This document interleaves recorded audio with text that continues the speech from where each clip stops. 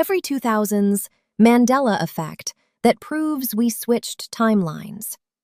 The Berenstain Bears spelling. You open the book. The cover is worn, the spine cracked from 100 bedtime readings. You swear it says Berenstain Bears with an EIN. But look closer. It's always been Berenstain, ARN, since the first book in 1962. Over 260 titles, 260 million copies, all spelled with an A. So why does your 2003 elementary school library card catalog say Berenstain? Why do 78% of millennials in a 2017 BuzzFeed poll remember the E? Because somewhere, we switched timelines, and the books changed with us.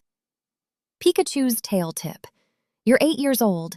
The TV glows blue as Ash throws the Pokeball. Pikachu spins, tail flashing, and you remember that black tip. Sharp, distinct, iconic. But check the 2002 Pokémon Ruby and Sapphire cartridge. Check the 2004 animated movie Destiny Deoxys. Pikachu's tail was always solid yellow, except for female Pikachu introduced in Generation 4, 2006, who have a heart-shaped notch at the tip. Not black, not a tip, a notch. So why does your 2005 Pikachu plush have a black-tipped tail? Why do 64% of Reddit's r/Pokemon users in 2015 swear the anime had it? Because the Pikachu you bonded with might not be the one that exists now. Sex in the City. You cue the DVD, the theme song kicks in, those 4 claps, that bass line. The title card flashes, Sex and the City. But you, along with 81% of viewers in a 2006 TV Guide survey, remember it as Sex in the City. HBO aired 94 episodes between 1998 and 2004. Every single title card said and.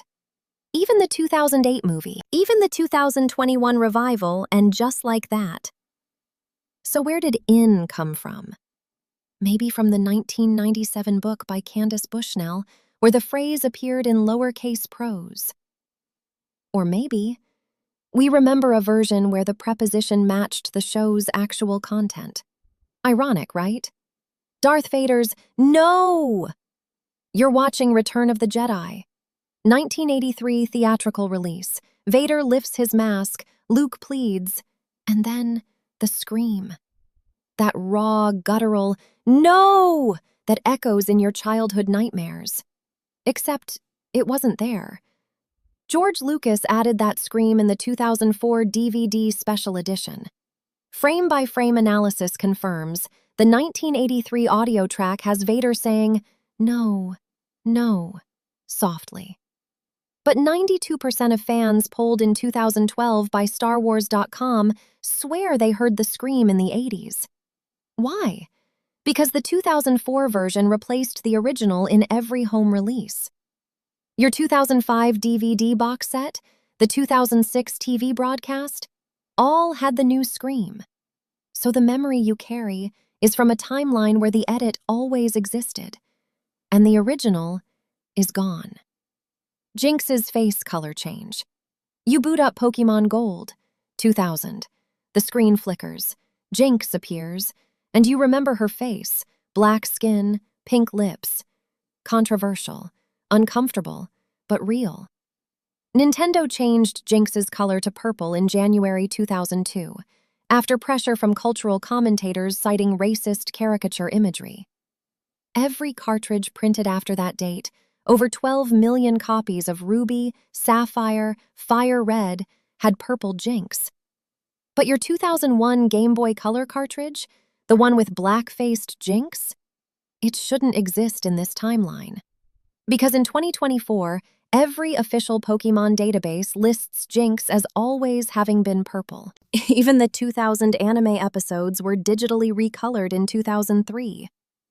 So if you remember black-faced Jynx, you're remembering a version of Pokemon that was erased. MSN Messenger / LimeWire virus panic. You're 12. The dial-up screech fades. Windows XP loads. MSN Messenger pops up. User 123 has signed in. You click accept. Then, Bert! Your speakers blare. The desktop freezes. Icons multiply. A window screams, "Warning! Virus detected!" LimeWire, launched in 2000, distributed over 200 million fake files by 2005. Each one a potential Trojan. Each one a childhood computer funeral. But here's the twist. The iconic LimeWire green logo? It was actually #66CC00, not the neon #00FF00 you remember. And MSN Messenger's nudge feature? Introduced in 2006, but you swear you got nudged in 2004. Because the panic, the chaos, the Wild West of early 2000s file sharing felt so real, it rewrote your memory. Or maybe the timeline did. The Shazaam movie that never existed. You remember it clearly. 1990s cable TV, Sinbad as a genie. The poster, red turban, gold lamp, that smirk. Shazaam. Except it never existed. 0 IMDb records, 0 studio press releases, 0 physical media. In 1994, Sinbad starred in Houseguest. In 1996, First Kid. No genie film. So why do over 500 Reddit threads, dating back to 2003, debate its plot? Why do 37% of participants in a 2018 psychological study claim to have seen theatrical trailers? The leading theory?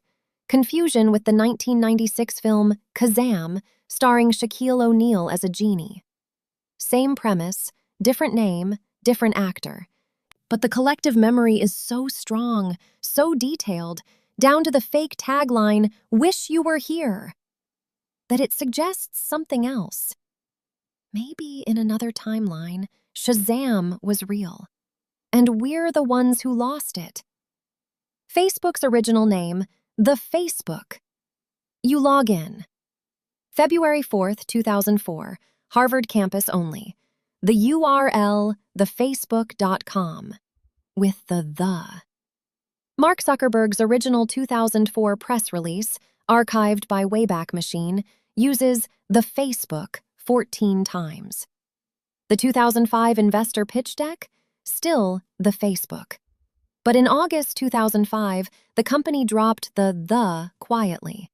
No announcement, no press, just gone. So why do 94% of early users in a 2020 MIT survey remember it always being just Facebook? Why does your 2006 yearbook screenshot show Facebook with no the? Because the change didn't just update the logo, it updated the memory.